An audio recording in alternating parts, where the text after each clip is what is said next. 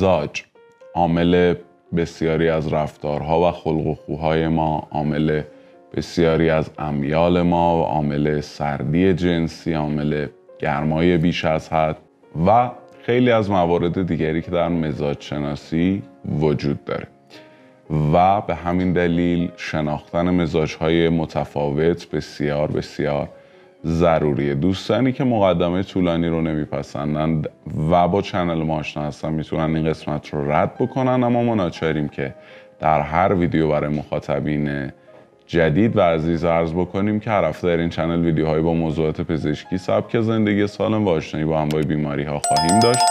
اگر به این موضوعات علاقه دارید یا میتونه بهتون کمک کننده باشه، حتما چنل رو سابسکرایب بکنید، زنگوله کنار سابسکرایب رو هم روی حالت آل قرار بدید تا به محض انتشار ویدیوهای جدید از اونها مطلع بشید. همچنین اگر ویدیو رو دوست داشتید اون رو لایک بکنید و در قسمت کامنت ها من رو از نظرات ارزشمندتون بی‌نصیب نگذارید. ویدیو رو شیر بکنید. اگر به واسطه دکمه تانکس هم کمکی به این چنل بشه، اولا افراد کمک کننده منشن خواهند شد و دوما این کمک ها به سازمان های خیریه‌ای که کمک های پزشکی به هر طیف سنی یا هر بیماری میرسانند اهدا خواهد شد. میپردازیم به موضوع بسیار جذاب و مفید ویدیوی امروز.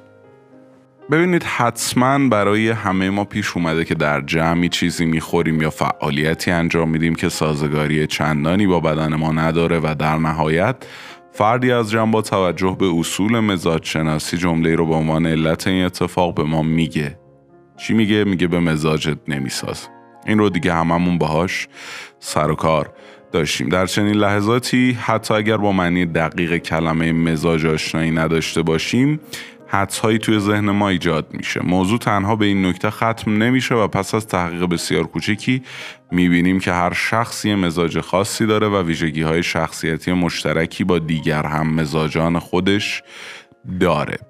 تا حالا به این فکر کردید که مزاج شما چی میتونه باشه یا اینکه اصلاً مزاج شناسی چه کاربردی داره؟ ببینید، منظور از مزاج چیه؟ مزاج وضعیت عمومی و روانی بدنه که تأثیر زیادی بر سلامتی و روحیه فرد داره.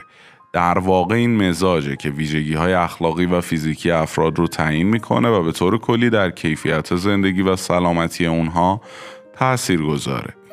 اینکه چه روش‌هایی برای مزاج شناسی یا تشخیص مزاج ما وجود داره، ببینید، روش‌های تشخیص مزاج معمولاً شامل رصد رفتاری و گاهن آنالیز زبان میشن. همچنین از روی چهره و ویژگی‌های بدنی هم مزاج افراد رو میشه تشخیص داد. به طور کلی طب سنتی در تشخیص مزاج بسیار تاثیرگذاره. اینکه چجوری میتونیم مزاج و ویژگی‌هاشو کنترل بکنیم، گاهی اوقات ویژگی‌های مربوط به هر مزاج ممکنه برای افراد آزاردهنده باشن. برای کنترل و تعدیل مزاج میتونیم از روش‌های مختلف مثل ورزش، تغذیه سالم، تکنیک‌های طب سنتی، مدیتیشن، موسیقی درمانی و تکنیک‌های تنفسی استفاده بکنیم. و اینکه چرا تشخیص مزاج مهمه؟ تشخیص مزاج به افراد کمک میکنه تا بهترین راه حل‌ها رو برای مدیریت استرس، افسردگی، اضطراب و به طور کل اصلاح سبک زندگی پیدا بکنن. ببینید، در روانشناسی مزاج یا تمپرامنت یا همون خلق و خو به تفاوت‌های فردی اشاره داره که مبتنی بر ژنتیک اشخاص و مستقل از یادگیری، سیستم ارزش‌ها و نگرش‌ها در نظر گرفته میشه. اما بی معطلی میریم سراغ انواع مزاج. ببینید، ما 4 نوع مزاج داریم. مزاج سرد و تر به مزاج بلغمی معروفه. مزاج سرد و خشک به مزاج سوداوی معروفه. مزاج گرم و تر به مزاج دموی معروفه و مزاج گرم و خشک به مزاج صفراوی معروفه. توجه به این نکته مهمه که برخی از افراد میتونن ترکیبی از چند مزاج با هم رو داشته باشن که میتونه سبک شخصیتی اونها رو مشخص کنه. مزاج دموی اما رایج‌ترین سبک مزاج در میان همه انسان هاست که به میزان مساوی میان مردان و زنان یافت میشه.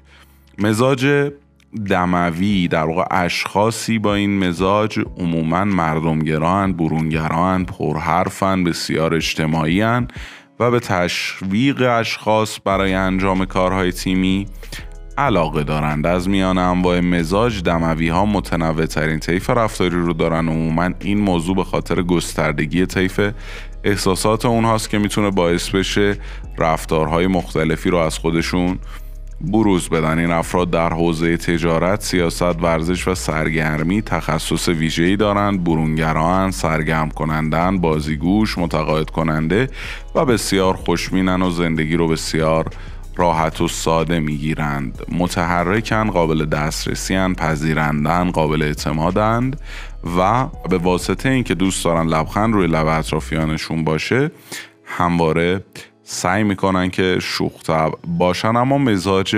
بلغمی عموما درونگران، اما میتونن برای رسیدن به یک هدف مشترک در یک تیم فعالیت بکنن. بلغمی ها مجموعی از ویژگی های متمایز رو به خودشون اختصاص میدن و عموما راحت، آرام و همچنین در اکثر موارد بی‌عاطفه یا کم‌عاطفه‌اند. بهترین خصوصیت این اشخاص طبیعت صبور و پایبندیشون به نگرش‌های معموله که وفاداری و توانایی ارتباط خوبی با مردم رو برای اونها به همراه داره.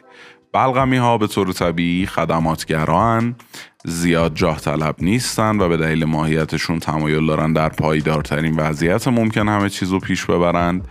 درونگرا، آرام، راحت طلب، صبور و موافقن. اگر سوالی از اونها بپرسید باید اندکی منتظر بمونید، چون این دست از افراد در پاسخ دادن کند و عموماً غیر مستقیمن. اما مزاج سوداوی یعنی شخصی که جزئی‌گرا و محتاطه و کمالگرا بودنشون در برخی از موارد میتونه اذیت کننده باشه. این دست از اشخاص عموماً پیرو قانونن و معمولاً هنگام رفتن به محیطی ناآشنا مراقب هستند که به منظور تعدیل طبع بهتره که از رژیم غذایی افراد سوداوی استفاده کنند. در واقع هر مزاجی برای اینکه ویژگی‌های آزاردهندش از بین بره یک رژیمی وجود داره که من لینک این رژیم ها رو در قسمت دیسکریپشن میذارم، اونها رو حتما مطالعه بکنید. مزاج سوداوی عموما نتیجه گران و میتونن در یک محیط متضاد حرکتی فعال، مثبت و رو به جلو از خودشون نشون بدن و با وجود مخالفت‌ها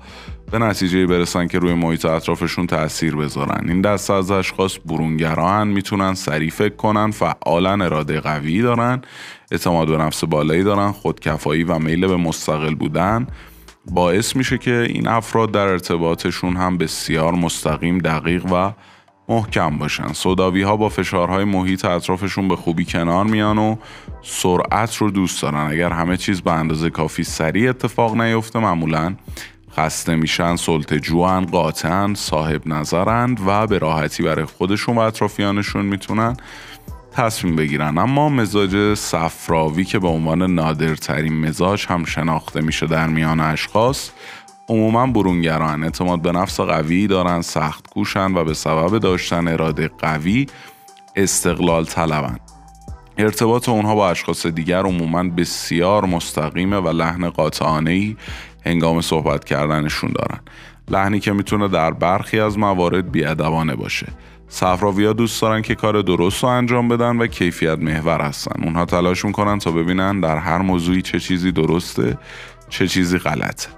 اونها واکنش‌های محتاطانه و آزمایش شده دارن تا بتونن در یک محیط نامطلوب تنش به وجود اومده رو از بین ببرن. اگر ببینن که نمیتونن شرایط رو بر اساس قوانین موجود درست کنن، به رفتارهای تهاجمی روی میارن تا همه چیز رو به حالت عادی برگردونن. این از افراد جزئی‌گرا هستن و بر اساس یک برنامه پیش میرن، منطقی ان و قدرت تحلیل بالایی دارند و معمولا انسان‌های مشکوکی هستن و باید مدتی با اونها ارتباط داشته باشید تا بتونن به شما اعتماد بکنن. اما از روی زبان چجوری مزاج رو تشخیص بدیم؟ نوک زبان نمایانگر تغییرات پاتولوژیک در قلب و ریه هاست. طرفین زبان نشان دهنده وضعیت کیسه و وضعیت صفراست.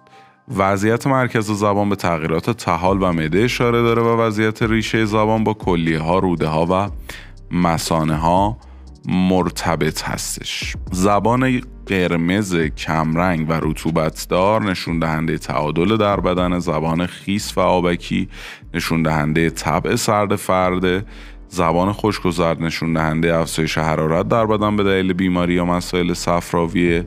رنگ سفید زبان بلغم رو نشون میده و زبان تیره ممکنه نشون دهنده وجود صدا در بدن باشه. امیدوارم هر جا که هستید سالم و سلامت و دور از انواع بیماری ها باشید. تا ویدیوی بعدی، خدا نگهدار.